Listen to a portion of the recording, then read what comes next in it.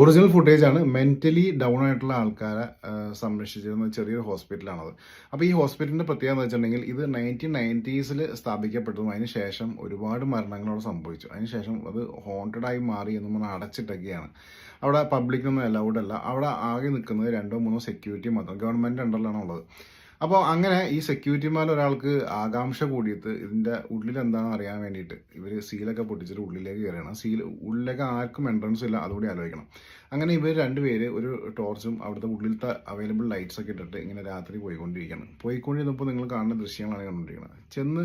കുറേ ചെന്ന് കഴിഞ്ഞപ്പോൾ ജസ്റ്റ് ഒരു ക്യാമറ ഇങ്ങനെ ഒന്നാണ് പാൻ ചെയ്ത് പോകുന്നുണ്ട്. പക്ഷേ ആ പാനിൻ്റെ ഇടയിൽ നമുക്കൊരു സാധനം അവിടെ കാണാൻ പറ്റും. ഇവിടെ ശ്രദ്ധിക്കാം.